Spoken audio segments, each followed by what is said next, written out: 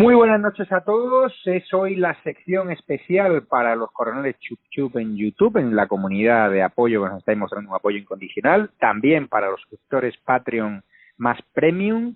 Y la verdad es que hoy tenemos al otro lado del teléfono Carles Enric y estamos sorprendidos. ¿Qué tal? Buenas noches, Carles Enric, por el gran nivel de las preguntas recibidas, ¿no? Sí, tenemos unas cuantas para contestar hoy y realmente alguna interesante. Sí, por no decir la mayoría. Que la mayoría, la verdad, hay mucho nivel. Vamos a empezar con Miguel Ángel. Buenas tardes. ¿Es cierto que el expresidente Felipe González está moviendo al PSOE a la vista de los acontecimientos que se van produciendo? Gracias. Bueno, primero, gracias a Miguel Ángel. Bueno, lo hemos comentado, lo que empezamos a comentar hace prácticamente un mes, los movimientos de Felipe González. Sí que hay una cosa que habría que especificar muy claro. Los movimientos no son dentro del PSOE. Es decir, son movimientos, digamos, por los aledaños. Es decir, sí que sigue manteniendo cierta ascendencia Felipe González en el PSOE, pero no tiene, digamos, obviamente la fuerza que tenía en su momento actualmente. Es decir, no tiene la fuerza ni tiene, digamos, ¿cómo decirlo?, los apoyos dentro del partido, por lo cual sus movimientos son más bien exteriores, con gente tanto de la, vamos a llamarlo así, de la vieja guardia, como con empresarios, otros políticos, etcétera, etcétera. Pero sí que es cierto que la finalidad al final es conseguir suficiente influencia para tener ese número de diputados que podría llevar a un gobierno de concentración, digámoslo así de claro. Vamos con la siguiente pregunta. España, así se hace llamar. Ante todo, millones de gracias por estar ahí, gracias a ti por apoyarnos, sin duda nos necesitamos, dice. Mi pregunta es la siguiente. Si supuestamente hay pruebas que Iglesias ha recibido dinero de los comunistas de Venezuela e Irán, ¿por qué su partido o él están en política? ¿Por qué no se ha considerado ilegal dicho partido? Supuestamente ha tenido apoyo económico de países criminales y narcotraficantes como Venezuela. ¿Esto no es suficiente para desmontar a este partido Podemos? ¿Esto es válido entonces en nuestras leyes? Desconozco si se ha llegado a poner denuncia al respecto, pero esto me chirría mucho. Parece que el único que tiene los bemoles para parar a este tipo de gentuza es Estados Unidos, y tengo que aplaudirles. Mil gracias.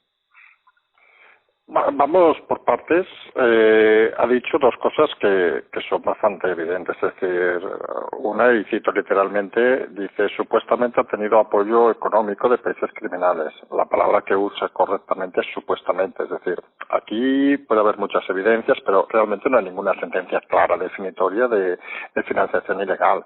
La financiación ilegal es la que puede hacer caer un partido, puede exigirle responsabilidades, pero realmente es cierto de que ha habido muchas noticias que podríamos incluso pensar que son ciertas, vamos a decirlo así claro, en el tráfico hasta de temas que podrían denominarse hasta de blanqueo de dinero, etcétera, etcétera, pero realmente no ha habido ninguna sentencia detrás, con lo cual es un poco la ventaja de los países de ese sistema democrático. Es decir, aquí no vale solo con tener supuestos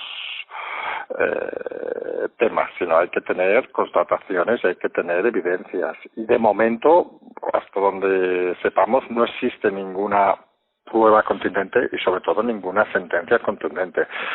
Sobre el tema de Estados Unidos lo hemos hablado muchas veces, es decir, una de las líneas del tema del famoso pollo cuando llega a Estados Unidos es si dinero de Venezuela se ha utilizado para financiar partidos políticos, entre ellos en España, y en ese sentido sí que estaríamos hablando de blanqueo de dinero y es una de las causas que tienen abiertas en Estados Unidos y por la cual seguramente podrían implicar a algún político español, lo cual sí que hace cierto el final de su pregunta, es decir, que parece que solucionará los problemas más desde fuera que desde dentro.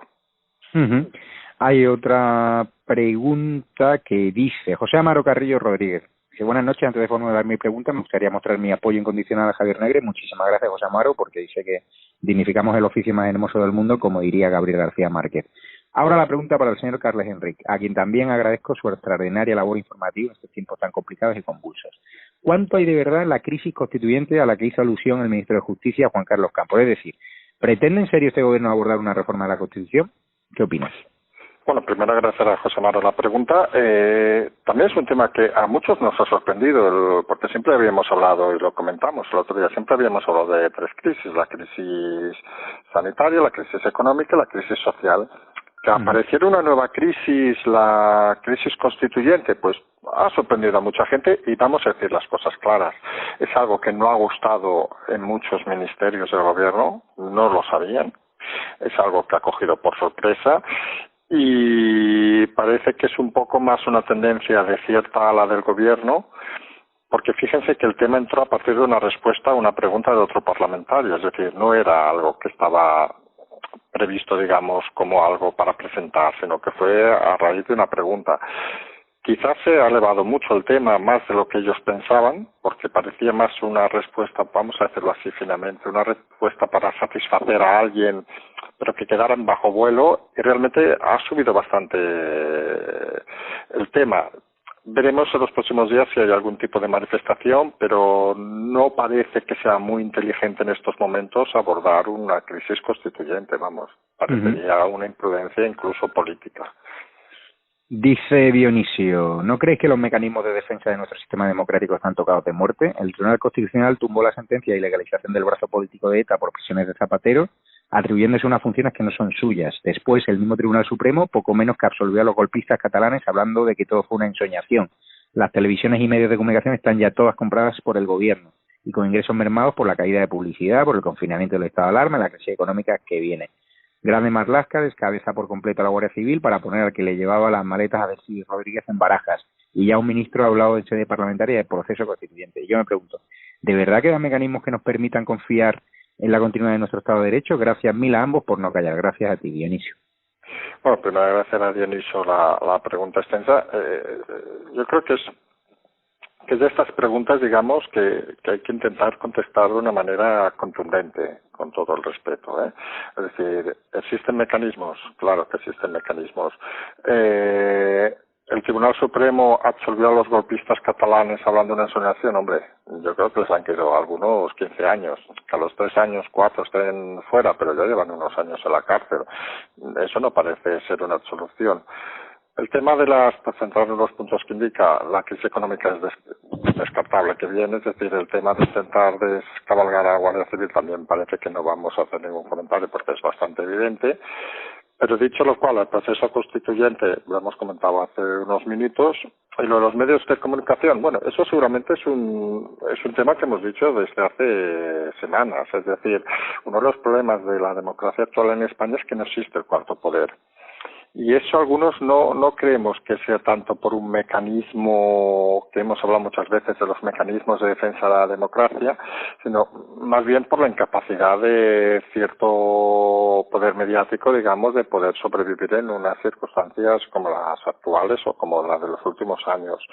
Dicho lo cual, algunos creemos que una crisis como esta lo que va a hacer es consolidar firmemente la democracia y solo hay que ver una cosa, una crisis como esta hace 30 años se hubieran escuchado incluso aquello que se llamaba como ruidos de sable, es decir, está tan consolidada la democracia que yo al menos no he sido ni consciente ni por activa ni por pasiva de ningún tipo de ruido, con lo cual parece claro que el camino está marcado y que obviamente se activarán o se están activando mecanismos para que la democracia, que se ha podido poner en riesgo en algún momento, se vaya a mantener sin ningún problema y más reforzada de lo que teníamos. Preguntarte, que hay muchas preguntas hoy. Luis, Domingo, buenas noches Enrique, a todo el movimiento de la resistencia al estilo de la serie V. Para los que somos de la generación del 70 saben a qué me refiero. Yo soy del 85, o sea que ya me explicarás, Carles Enrique, a qué se refiere. Supongo que una de lagartos era. ¿No? Vale. Sí, una de lagartos, que había una chica que era la jefa, no me acuerdo cómo se llamaba, así que los que tenemos un poquito más edad sí que nos acordamos perfectamente de esta serie, que era apasionante, y te diría que era los sábados a la tarde, mira qué te digo. Yo me acuerdo, ya la vería yo ya años, cuando estaría de la caída. Preguntarte, el movimiento de Núñez de Balboa, el discurso de Cayetana de Burro de Troya, lo que dice es: quiero que nos acordemos de los momentos claves para no perder la democracia. ¿Qué movimientos consideras clave hasta ahora? El movimiento de Núñez de Balboa, el discurso de Cayetana de Burro de Troya, que en mi opinión fue magistral por lo que significaba de plantarle cara al comunismo, o la caravana convocada por Vox, estado de alarma, este programa de YouTube. ¿Qué crees que está siendo más clave? Mira, primero agradecer a Luis Domingo la pregunta. Yo aquí haría un doble matiz, es decir, yo creo que lo más clave en este periodo, si comparáramos España con el resto de países donde también ha pasado obviamente la pandemia, sería un error, lo más destacado, que sería, para mí lo tengo muy claro, el tema de los ERTES, es decir, es lo que va a descabalgar la economía totalmente, es decir, la paralización ha sido un caso prácticamente único y excepcional, en el caso de España, la manera de afrontarlo, y seguramente va a ser lo que nos va a llevar a la cola de Europa, por citar donde estamos, a la cola de Europa. Sobre aspectos positivos o claves, yo creo que la historia al final, con todo el respeto, quitará de pasada el tema de Núñez de Balboa, los discursos los olvidaremos, lo de la caravana quizá lo cite de pasada, pero al final si nos centramos, no debe haber habido ningún momento clave hasta ahora, porque si hubiera habido un giro. Y algunos creemos que el famoso que llamamos chup-chup de ir cociendo, sigue cociendo lentamente porque efectivamente no ha existido en ningún momento un incremento del fuego ni un incremento de algo que lo haya hecho saltar. Con lo cual, yo creo que va a seguir así, es decir, estos procesos ya no son procesos como antes, que había algo explosivo que los hacía saltar, sino que son procesos lentos que a lo tonto van ebulliendo y poco a poco acaban saliendo, es decir, que no esperemos un movimiento o un golpe brusco para dar un cambio a los acontecimientos. Y en ese sentido yo me quedaría con lo que he dicho, con el mayor error, que para mí indiscutiblemente ha sido el tema económico y el tema de los ERTES, que ha sido un total fracaso. Dice Fernando Fernández, buenas noches Javier, decirte Carles que me tienen memorizando tus programas para defenderlos ante progres que no se enteran de lo que está sucediendo verdaderamente. Mi pregunta, en el hipotético caso de que los tribunales no marquen el time finish de este gobierno, ¿hay esperanza de que Europa se los cargue con sus medidas o siguiendo a Sánchez que se desligue de Podemos? Mil gracias por tu esfuerzo y a estado de alarma por descubrirnos a lo que no conocíamos al gran Carles Enrique. Fernando Fernández. Vale, primero agradecer a Fernando Fernández, el gran Carles Enrique, eso está muy bien, pero vamos a tener los pies en el suelo. Aquí hay una cosa básica, es decir, al final y esto es la vida misma, es decir, cuando uno va a pedir dinero a alguien, pongamos un banco, le pone condiciones, es decir, aquí nadie regala las cosas, entonces todos podemos imaginar que en el momento que va a ser necesario, imprescindible y va a ser en breve de que España necesite los recursos de Europa, no nos olvidemos que creo que ha sido hoy o ayer el Parlamento de Finlandia se ha puesto en contra de ciertas de seguir adelante con el tema, es decir, que no va a ser un tema fácil, obviamente no va a ser sin condiciones, es decir, y las condiciones, lo hemos dicho alguna vez, es decir, ni un solo país de Europa va a admitir que un país de Europa esté gobernado o forme parte de su gobierno la extrema izquierda. Y eso es algo por descontado, es decir, con lo cual, el famoso van a ser los tribunales, van a ser Europa, lo que está claro, que el gobierno tal como está no va a llegar a final de año, sea por una cosa o por otra, es decir, y ahí es obvio que Europa también va a tener su posición y Europa va a dar su opinión. Seamos sinceros, Podemos es consciente y muy consciente de que en el momento que salgan del gobierno nunca van a tener la oportunidad ni los votos necesarios para volver a entrar. Uh-huh. A ver, te voy a preguntar, Fran Ruiz, enhorabuena a ti y a Javier por el programa, es un honor aportar mi granito de arena, sin duda es un honor, Fran, que estés con nosotros, ¿no? Para que el proyecto de estas alarmas pueda seguir adelante. Mi pregunta es la siguiente. ¿Creéis que con todo lo que ha pasado desde la infame manifestación del 8M y los sucesivos atropellos democráticos que han sufrido los españoles, va a haber un antes y un después en cuanto a política se refiere? Agradecer a Fran Ruiz. Obviamente, totalmente sí. Es decir, aquí incluso hay una frase, creo que fue Vara, que lo dijo, de que mucha clase política desaparecería luego de este tema. Sí, lo dijo él. Entonces, yo creo que, sin entrar a valorar en las opiniones de Vara, que uno puede tener su opinión más o menos, sí que es cierto que se ha demostrado que es una clase política, primero, que no tiene experiencia. Y cuando se ha enfrentado cuando la gente sin experiencia se enfrenta a un problema, no puede divagar, puede más o menos acertar o no. Pero cuando tiene un problemón, o tienes experiencia detrás o te encuentras en una situación muy complicada. Está claro que han demostrado una incapacidad manifiesta para gestionar este tema, les ha venido grande Sí que es cierto que es un tema que, vamos a ser sinceros, nadie esperaba. O sea, hace un año estamos hablando de esto y creo que hubiéramos dicho que qué buen guionista de Hollywood ha redactado, ha creado este guión, porque es que parece inverosímil todo lo que ha pasado. Dicho lo cual, algunos creemos que eso no es excusa. Los políticos, siempre lo hemos dicho, se les paga para servir, es decir, y para intentar demostrar que tienen capacidad de gestionar. Había un libro de un antropólogo que en principio era el lugar de la política, que en el fondo decía que la política llega a un lugar, a un país, para gestionar a la gente. Está claro que no han sabido gestionar a la gente, no han sabido gestionar los muertos, no han sabido gestionar la economía y obviamente también está claro para quien tenga dudas que no van a saber gestionar su salida del gobierno. Me hace gracia hoy, Carles, porque hoy desayunaba con el titular de OK Diario y que el PSOE ya se ofrece a Ciudadanos para dinamitar los gobiernos de PP y Ciudadanos en Andalucía y en Comunidad de Madrid, es decir, para hacer lo que tú ya llevas advirtiendo de que la prórroga del estado de alarma entre PSOE y Ciudadanos no era pacto un día, sino que se querían repartir la tarta del poder. Pregunta José Gracia Vasco, ¿queda alguna posibilidad o sería posible un gobierno de concentración PSOE, PP y Ciudadanos? Y me gustaría que comentases también esa noticia de OK Diario, que a mí no me ha sorprendido porque tú has sido el único que lo ha venido advirtiendo desde hace ya meses y me hace gracia que los que dicen que no aciertas una, pues estás acertando en casi todas, ¿no? Sí, bueno, primero gracias a José Gracia. Bueno, lo acertar o no acertar, lo hemos dicho alguna vez, nosotros marcamos tendencias, a veces las circunstancias hacen que se giren o no se giren, pero hay cosas que son obvias, es decir, nadie se puede imaginar que un partido que pacte, y recordemos que era el primer pacto de ampliación del estado de alarma de Ciudadanos, cuando lo dijimos, es decir, allí hubo algunas notas que nos hicieron rápidamente sospechar, es decir, cuando tú pactas y dices que es algo puntual, no tiene sentido que líderes de tu propio partido se vayan. Porque eso quiere decir que no estás explicando todo, porque si hubiera sido un pacto puntual no se hubiera movido nadie. Recordemos que aquellos días hubo bastante movimientos. Sobre el tema que pregunta José Gracia de un posible gobierno de concentración, vamos a decir las cosas claras, es una de las opciones actualmente más viables, pero también con el paso del tiempo hay una cosa que parece cada vez más clara, que un gobierno de concentración no contaría con Sánchez. Es decir, no parece que Sánchez fuera la persona adecuada para gestionarlo. Y a partir de ahí, los movimientos que hemos dicho en la primera pregunta y que comentamos estos días y que comentamos hace un mes, los movimientos de Felipe González, vamos a hacer las cosas claras, van en ese sentido. Es decir, aquí nadie está pensando un planteamiento de un gobierno, lo digo así a las claras, PP, Vox, Ciudadanos, por citar tres que podían llegar a sumar, ¿eh?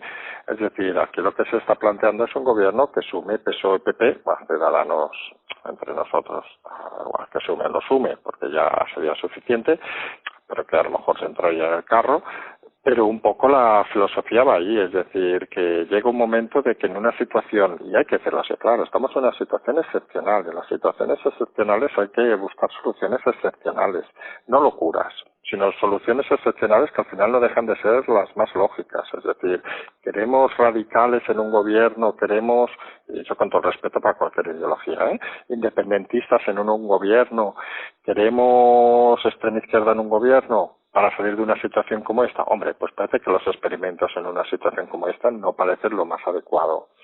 ¿Son los mejores políticos este gobierno de concentración de estos partidos? Vamos, tenemos la clase política que tenemos, pero bueno, entre un tuerto y un ciego, pues mira, a lo mejor nos toca quedarnos con un tuerto que a lo mejor lo hace mejor que los ciegos, vamos a decirlo así de claro. Te pregunta Marta Morales Suárez, ¿la caída de la dictadura en Venezuela podría significar la salida del gobierno de Podemos? ¿Es previsible la intervención de Estados Unidos en Venezuela? Muchas gracias por todo lo que hacéis. Bueno, primero gracias a Marta. Este es un tema que aparte que me ha ido escuchando sabe que es un tema de interés siempre. Vamos por partes. Lo primero, estamos en el siglo XXI, no en el siglo XX. ¿Eso qué quiere decir?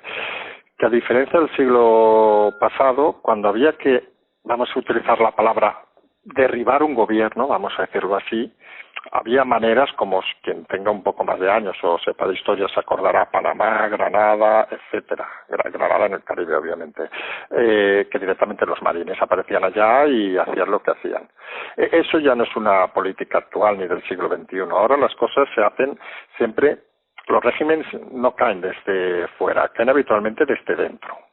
¿vale? Excepto, obviamente, hay una causa mayor, una intervención o lo que sea, pero en general caen desde dentro, es decir, que las políticas se generan para que desde dentro haya el suficiente digamos, movimiento para poder hacer caer un régimen. Por ejemplo, hoy ha salido una noticia muy interesante que seguramente más de un oyente habrá oído, que han detenido en Cabo Verde a uno de los testaferros de Maduro.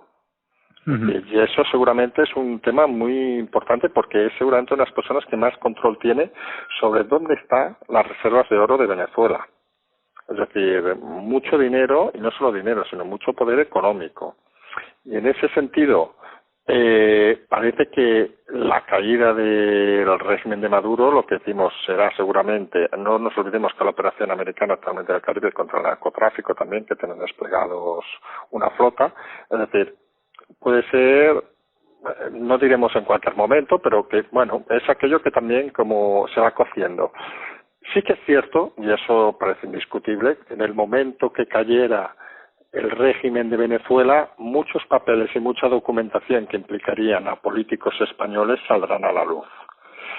Y es obvio de que son papeles, no diremos que los sepamos obviamente, porque no lo sabemos, vamos a ser sinceros, pero parece que habría evidencias de que son papeles muy comprometedores y que no aguantarían, digamos, un proceso de revisión bajo ningún concepto, y estamos hablando de no solo de políticos activos, sino de políticos no activos, incluso expresidentes que podrían tener serias dificultades para mantenerse libremente como ciudadanos del mundo, vamos a decirlo así, en una expresión así un poco abierta. Pregunta Clara S., una pregunta muy interesante. El señor Blanes de la Guardia Civil, supuestamente implicado en el tema del cine aeropuerto, ¿va a seguir instrucciones del gobierno aun y cuando sean ilegales o será independiente? ¿Debemos preocuparnos por la clonación de las instrucciones secretas de la Guardia Civil por parte de Marlaska con la excusa de la filtración del 8M, ya que pueden usar la información a su favor contra la oposición? Muchas gracias. Vale, en principio es un tema de que, a ver, no ha dejado ese nombramiento la Guardia Civil, ¿vale? Es decir, que es un tema interno. Clonar los ordenadores, sí que es cierto que se ha comentado en más de un escenario de que, claro, que podía aparecer en esas clonaciones informaciones que no debieran ser necesariamente conocidas porque podían formar parte de investigaciones. Dicho lo cual, vamos a ser sinceros, la Guardia Civil no deja de ser un cuerpo que tiene una integridad bastante grande y tiene aparte ahora mismo un cabreo bastante grande. Con lo cual no parece muy probable que se fomente desde la Guardia Civil ningún tipo, digamos, de apoyo, por llamarlo así finalmente, al ministro Marlaska, ni mucho menos a su directora general. Entiendo. Y pregunta Clara S. también, que se quedó la pobre sin poderte preguntar porque hizo la pregunta a través del chat la semana pasada y ya dijimos a todos los coroneles chup chup y a todos los Patreons que siempre ha estado alarmatv@gmail.com porque el chat a veces es inabarcable. ¿Hay alguna línea trabajando en quitar a Sánchez y cambiar ya al gobierno o no? Ahora mismo, la palabra sería si hay alguna línea trabajando para quitar a Iglesias. Algunos diríamos que sí. Entendido. Sánchez lo hemos dicho, Sánchez no, y ya sé que a mucha gente le va a extrañar, Sánchez no es el objetivo, si pudiéramos hablar de objetivos, en el sentido de que muchos creen que la caída de Sánchez será seguramente cuando no tenga apoyos, es decir, pero si alguien está realmente incómodo o digamos se puede estar viendo algún personaje del gobierno que crea incomodidad, no solo a nivel España, a nivel Europa también, obviamente estamos hablando de Pablo Iglesias, es que las cosas han de decir con claridad, es decir, la persona que genera incomodidad no es Pedro Sánchez, es Pablo Iglesias. Pregunta Loli Capilla, ¿se podría pedir responsabilidad penal y civil al PSOE cuando se demuestre la verdad y Pedro Sánchez? Bueno, primero gracias a Loli.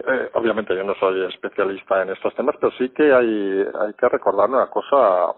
A veces hemos comentado de que el tema de España sigue muchas veces la línea que ha seguido el tema de Cataluña. Y no hay que olvidar que hay partidos políticos en Cataluña, por ejemplo Convergencia, que tiene embargado todo. Es decir, que en principio los partidos sí que tienen cierta responsabilidad y los juzgados, en este caso, igual que hemos comentado antes lo del tema de Podemos Venezuela, que no había ninguna sentencia evidente, aquí sí que hay sentencias claras y rotundas que culpabilizan incluso luego de recurso a algunos partidos y que les han obligado y que han sido embargadas sus sedes, con lo cual la responsabilidad sí que puede llegar a un partido. ¿Cómo? ¿Cuándo? Bueno, esto ya será otra historia de a ver por dónde van. Pero en principio sí que es cierto que la responsabilidad puede existir. Marta Morales Suárez, ¿cuál es tu opinión sobre un tema bastante sensible que nosotros tratamos en una ocasión sobre el expediente Royuela? YouTube nos borró ese vídeo, no sabemos todavía muy bien por qué.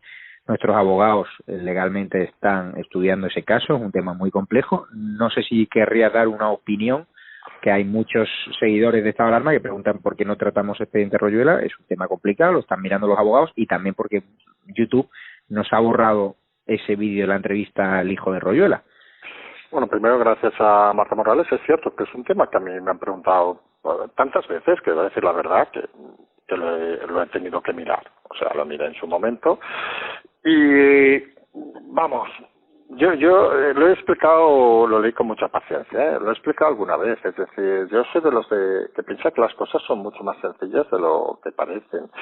Y a mí, cuando empezamos a hablar de teorías conspiratorias, que si un fiscal, que si una secretaria de Estado, que si me sentencian por no sé qué y luego me acusan por meter una bomba a mi hijo, a unos ocupas, esto para que vean que me he leído el tema, es decir, a unos ocupas de meter una bomba, vamos señores, al final, según parece sí que ha habido una bomba, es decir, que luego veamos interpretaciones, conspiraciones, etcétera, hombre, pues un ejercicio, pero yo realmente, a día de hoy, no lo acabo de ver como algo trascendental. Que la gente quiera entretenerse leyéndolo, etcétera, bueno, yo creo que hay historias a veces más sencillas, porque vamos a ser claros, en un proceso conspirativo, lo más difícil a veces es mantener la estabilidad entre un grupo muy grande de gente. Y aquí uno lee las historias de este tema, realmente habla de tanta gente que a mí sale hasta, para quien no lo haya leído, hablan hasta de Alcácer, he leído, es decir, o sea, que se bifurcan tantos temas, tantas historias, que parece un poco que es aquello de que cualquier cosa que tema lo vamos a vincular a esto. Y a mí ahí es cuando me chirrían las cosas, es decir, las conspiraciones por concepto se estimulan desde pocas fuentes y con un objetivo muy claro. Cuando se dispersan y aparecen 3.000 ramificaciones, parece más la imaginación que las conspiraciones, dicho con todo el respeto y obviamente sin entrar en el fondo del asunto, que realmente creo que es suficientemente complejo para que de esta sección no le demos la mayor importancia como pudiera ser a cualquier hecho social, sí, político que pudiéramos valorar de otro momento. No, yo por eso nosotros fuimos el único canal que dio cobertura a este asunto. YouTube nos borró el vídeo, nosotros no podemos publicar asuntos que nos entrañen un problema legal porque no tenemos fondos suficientes para afrontar demandas, porque este programa entraña a atentar contra el honor, o sea, digo, el expediente Royuela, y se hacen acusaciones muy fuertes. Correcto. Pero nosotros tuvimos la valentía de dar esa entrevista sin censura. YouTube luego la borró, y así lo digo abiertamente a todos los que están preguntando por el expediente Royuela, que sí que hay mucha gente que pregunta, pero que nosotros en ningún momento hemos censurado nada sobre el expediente Royuela, y simplemente que nosotros a la hora de publicar papeles que lanzan acusaciones, nosotros lo tenemos que mirar con los abogados, porque no podemos jugar la estabilidad del programa o una ruina económica por una demanda de 100.000 euros. No, por eso, es que al final el tema este es un poco, yo creo que, y lo comentábamos, me parece que fue ayer, el tema de los héroes, es decir, que si nos acordamos cuando hablamos de la juez Medel, es un poco lo mismo, es decir, si no tienes pruebas contundentes, hay aquella expresión a que le guste el toreo, no te metas a torear, Manolete, quiero decir, vamos a ser claros, es decir, por hablar podemos aquí acusar a todo el mundo de lo que sea, pero si vas a acusar de unas cosas muy graves, o tienes unas pruebas muy contundentes, o algo así, o es ponerte la piel de héroe, que yo creo que ni es necesario, ni a veces es producente. Y en un ejemplo claro es lo que decíamos de la juez Medelaguer, es decir, oiga, si no hay pruebas suficientes, no me voy a meter aquí a algo cuando el resto de la gente está sentado esperando que le solucione la vida, no. Y el caso de esto yo creo que es un poco parecido, es decir, yo por lo que me he leído, pues vale, pues una historia con sus 3 millones de ramificaciones, que a mí personalmente me sorprende que haya tantas ramificaciones y haya tantos conspiradores, es decir, porque llega un momento que piensas que había hasta conspiradores debajo de mi casa, que es una cosa bastante sorprendente.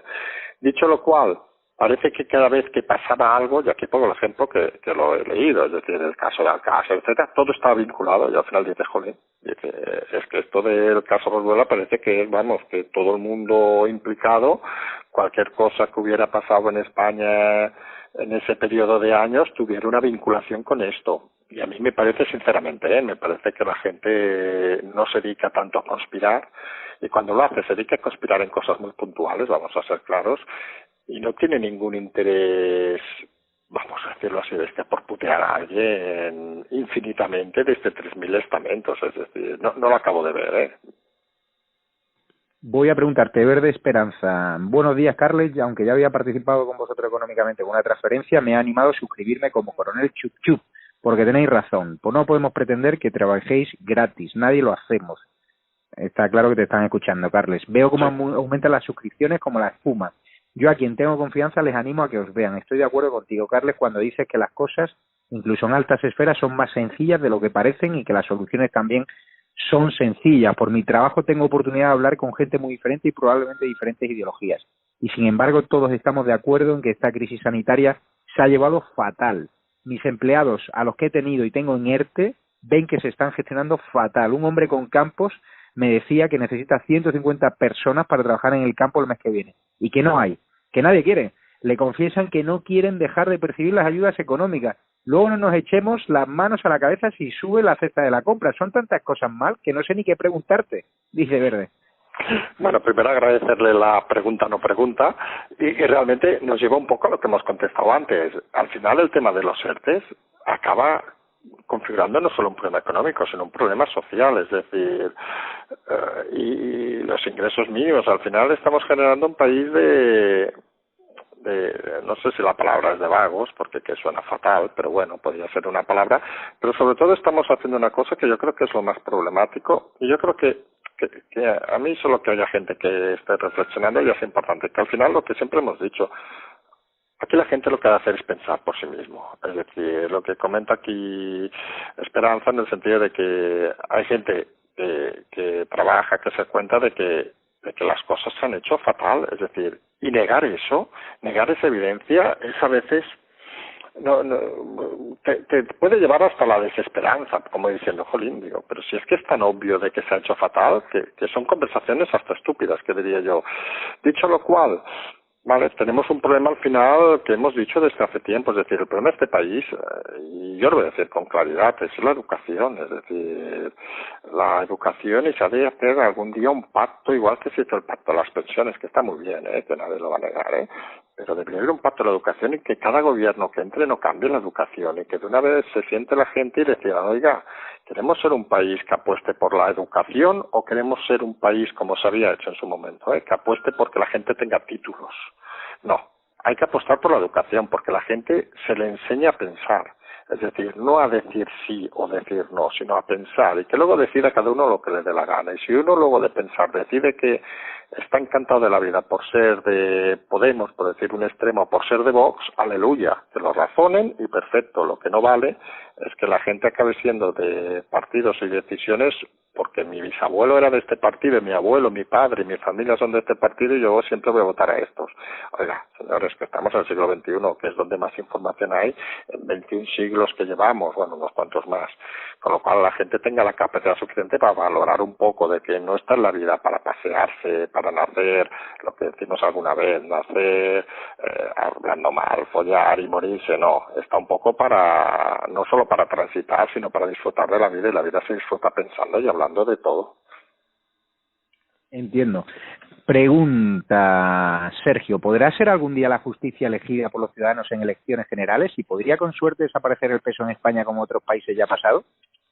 Bueno, gracias, Sergio. Lo primero es el modelo americano de elegir los fiscales, etcétera. Bueno, ahora yo que sepa no se ha planteado nunca aquí.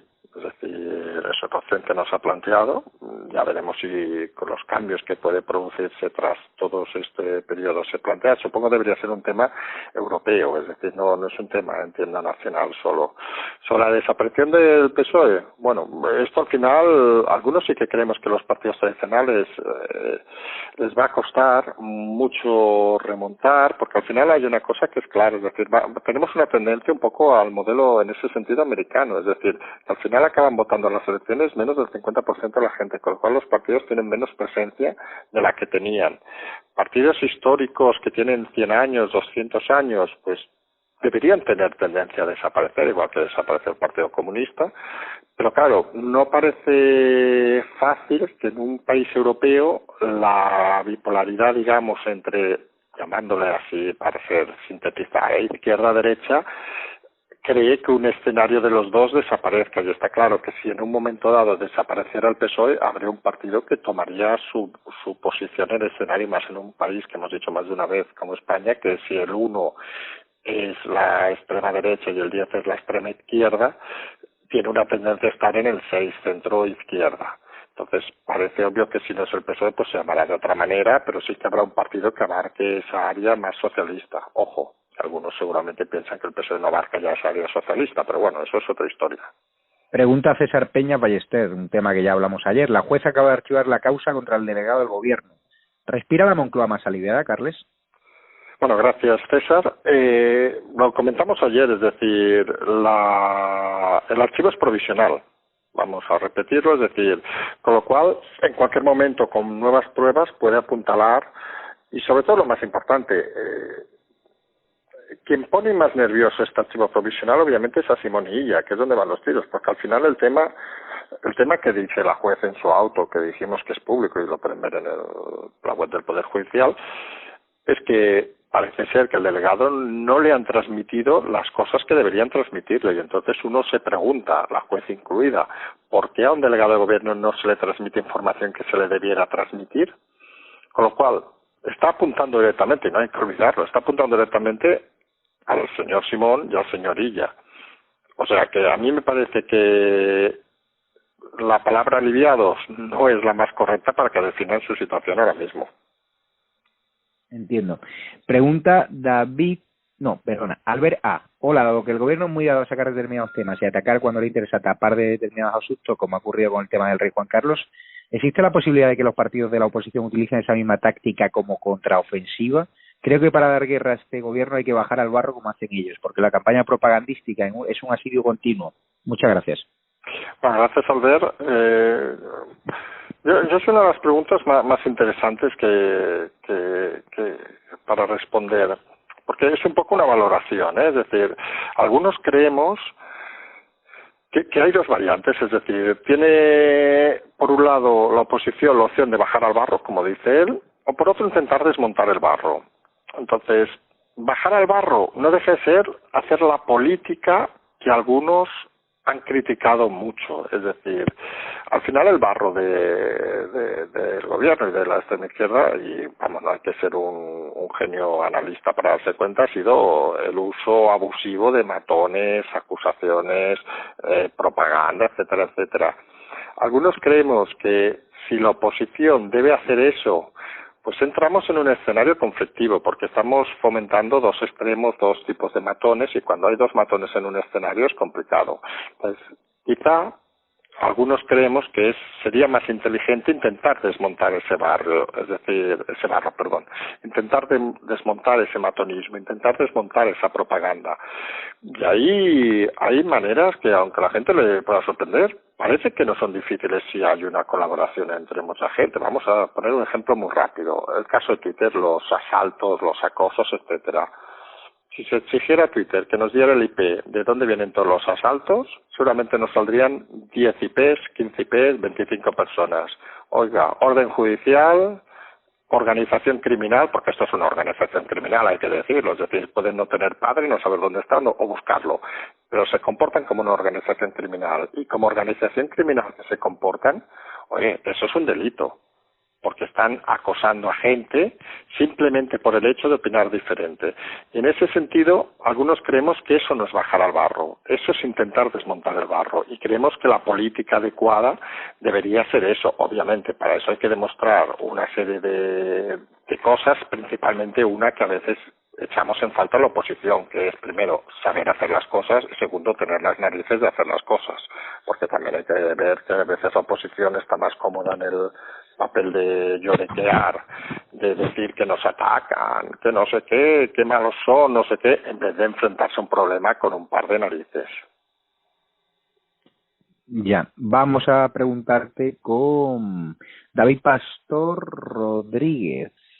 Buenas noches, Carla. El gobierno controla la Fiscalía, la Abogacía del Estado, con lo cual los temas judiciales tendrán menos recorrido, ya que se opondrán a cualquier enjuiciamiento de miembro del gobierno y afines, y aunque la crisis será enorme, tendrán el dinero de Europa y los recortes o reformas que les obligarán a hacer.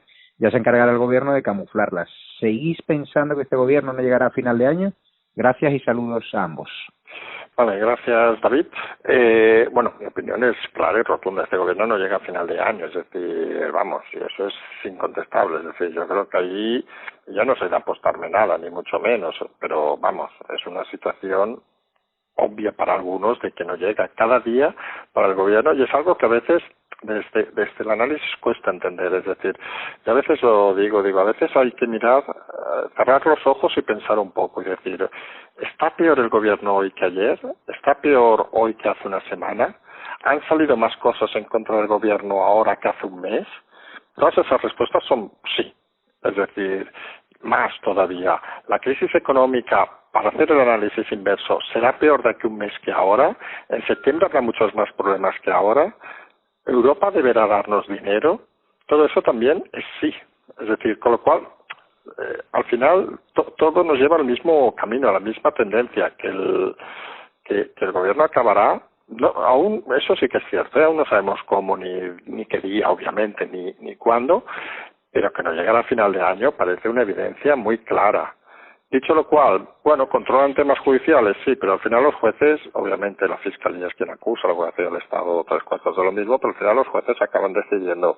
Y estamos con una cosa muy clara también, que no estamos hablando de que haya una querella o una demanda o dos o tres, estamos hablando de que van a aparecer cientos, por no decir miles, porque estamos hablando de 40.000 muertos, más de 40.000 muertos, una crisis económica de más de 100 y pico mil empresas. Es decir, van a crecer, van a brotar demandas, querellas por todos lados. Es decir, aquí no habrá fiscalía ni abogacía que pueda con eso, porque no van a poder controlar todo.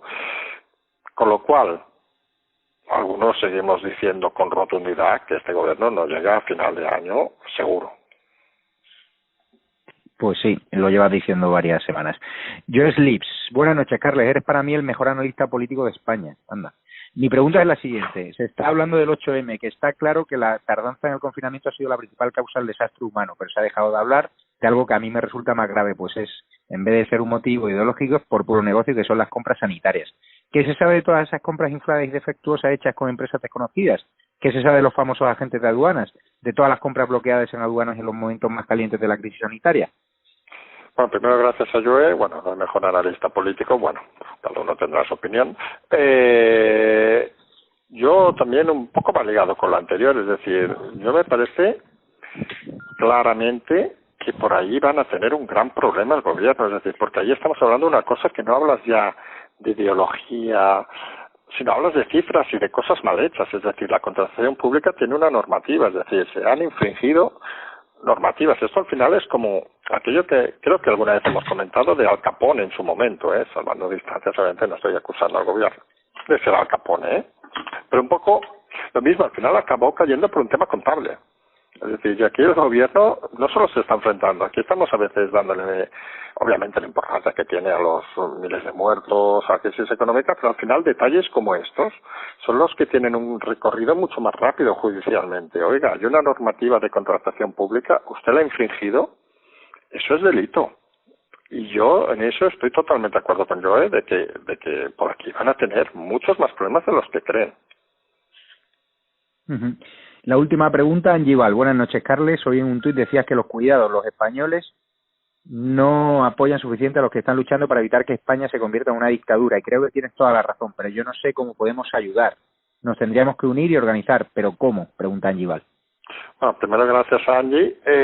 Yo tengo muy claro que estamos delante de un problema social que afecta a nuestra generación y que no tiene una fácil solución. Es decir, yo creo que a veces, y es muy duro decirlo, pero yo creo que a veces hay que pensar de que hay que dejar generaciones, mira, que acaben acabando su ciclo y que empecemos apostando por la siguiente generación. Y aquí volvemos a lo que hemos dicho, hay que poner el pensamiento libre, por llamarlo de alguna manera, en el centro de la educación. Es decir, la gente hay que enseñarle o educarla en pensar, es decir, y luego que piensen lo que quieran, que quieren apoyar a unos, quieren apoyar a otros, fantástico, pero que al menos la gente tenga una capacidad mínima de abstraerse, digamos, de la propaganda, etcétera, etcétera, y pensar. Estamos, y lo hemos dicho alguna vez, el siglo XXI es el siglo de la información, es decir, hay tanta información que es muy difícil analizar tanta información, y lo hemos dicho muchas veces, con tanta información es fácil quedarse con los titulares.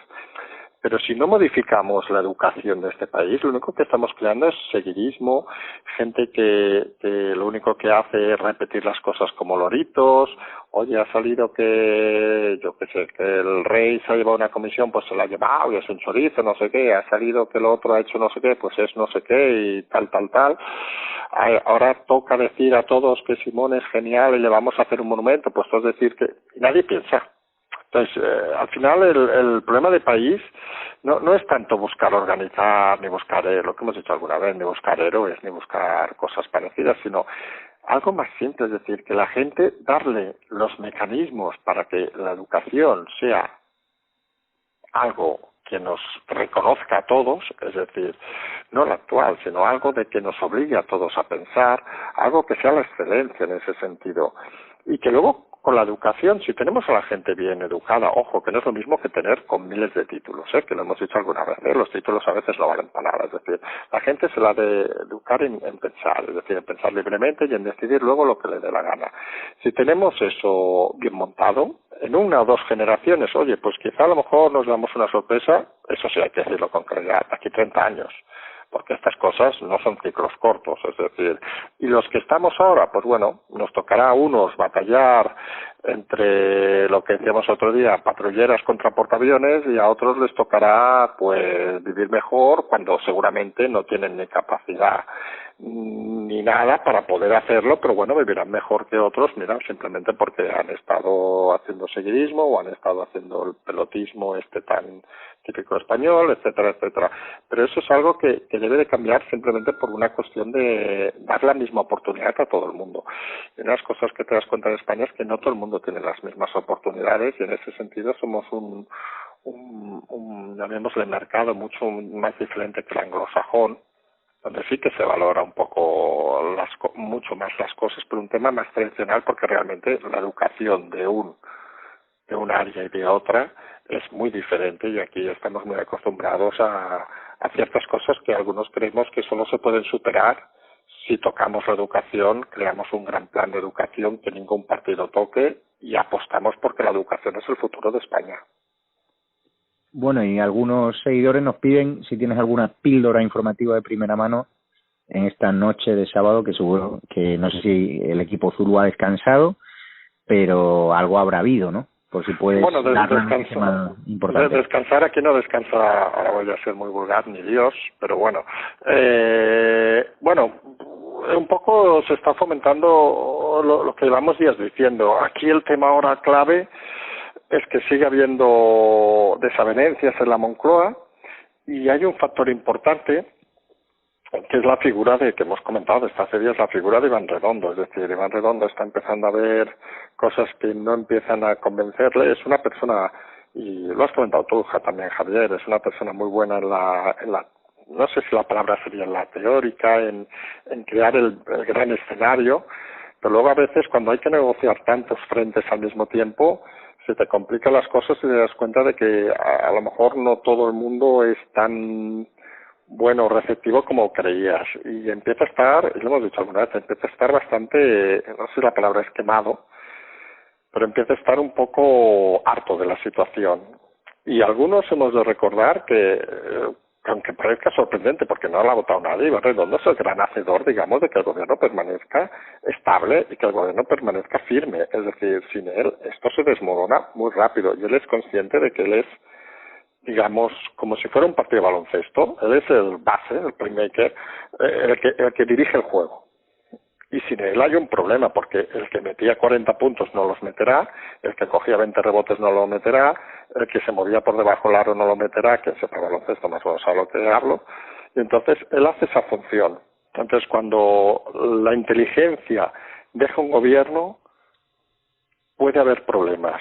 Y estos días, estas semanas, vamos a ver en ese sentido si ese cansamiento, ese estrés acumulado, porque él es un perfecto gestor en situaciones ideales, eso no lo va a negar nadie, él es un fantástico profesional para gestionar un buen periodo, pero en un momento tan intenso donde realmente requieres que tus, llamémosle colaboradores, que podríamos hablar hasta de ministros, tengan una excelencia y te das cuenta de que son mediocres, sabes que, lo hemos dicho antes, que en un problema la gente que no tiene experiencia la gestiona mal, en un problemón hacen el ridículo y se está dando cuenta de que prácticamente del equipo de ministros, el más largo casi de la historia de la democracia que tiene, más de la mitad son una pura incompetencia que no valen para nada. Entonces, claro, obviamente no va a reducir, no va a plantear que queden 5 ministros o 6, sino el tema al final es más sencillo, es decir, a lo mejor acaba yéndose él porque ve que no hay camino por donde tirar.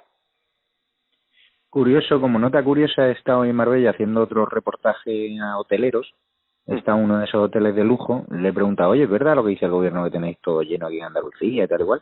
Me dice, Javier, no tenemos ni una sola reserva de turistas extranjeros. Hemos tenido que hacer un pack especial para mayores y bajarlo, para mayores no, para turistas españoles y bajarlo al 50%. Por cierto, he ido al asador de Gualmina, sabes que el empresario criticó mucho al gobierno, le han hecho una inspección fiscal, sabes que el restaurante estaba a reventar, que no había mesas, después de que este hombre se haya posicionado en contra del gobierno. Por cierto, te manda recuerdos él.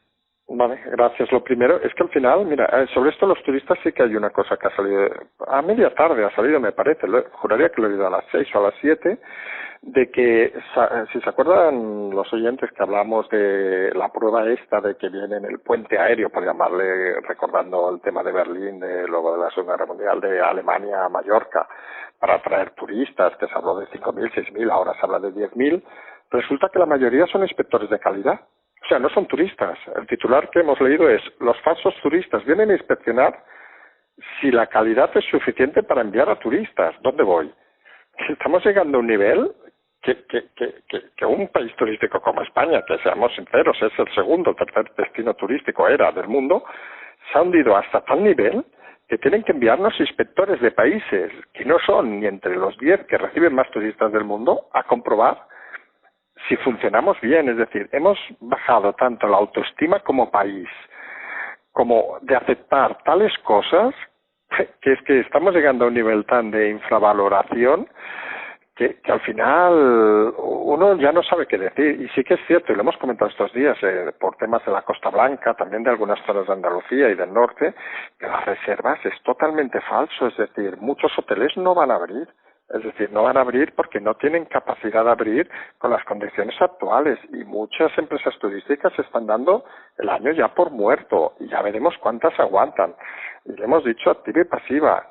Aquí el gran problema es que la industria turística, que no olvidemos, 16% del PIB de este país, es decir, que no estamos hablando de un señor que tiene una casa y alquila una habitación, estamos hablando de una industria muy potente y necesaria en España, puede estar sufriendo un golpe mortal. Es decir, y esta industria, le hemos dicho, esta industria no se reactiva en 24 horas. Y el ejemplo lo hemos puesto alguna vez. Díganme quiénes de ustedes, si les ofrecen mañana ir al mejor hotel de lujo a Wuhan, en China, se atreverían a ir. Si el estigma que se ha puesto a España es que es un desastre, que no hay sanidad, que la gente se muere, etcétera, etcétera, ese estigma no lo vamos a sacar con una ni con 1000 campañas de publicidad. Y va a haber muchos perjudicados, y eso solo hay un responsable, y eso hay que decirlo con claridad, que es el gobierno. Y ahí volvemos a lo que hemos dicho antes. Y la política comunicativa del gobierno, no debemos olvidarla, el principal gestor es Iván Redondo. Es decir, que Iván Redondo se pone indirectamente, y ahora es consciente, curiosamente, que antes no lo era, se pone en la picota de mucha posible responsabilidad. Y estamos hablando no de 1 euro ni de 2 euros, estamos hablando de miles de millones de euros. Ya veremos quién aguanta esa presión. Ya, es curioso. Pues, Carles, muchísimas gracias por haber estado ahí un sábado por la noche. Gracias por tu trabajo. Gracias a todos los suscriptores Premium, a todos los coroneles Chup Chup que han enviado su pregunta. Gracias a todos los que nos apoyan a través de Patreon. Nosotros seguimos siendo la alternativa. Estamos intentando construir esta alternativa con vuestro apoyo. Y muchas gracias, Carles, por tu dedicación y por tu esfuerzo. Y no se olviden de comprarles mapas también a Carles. Muchísimas gracias, Carles. Gracias a ti, Javier. Un abrazo. Buenas noches. Hasta luego.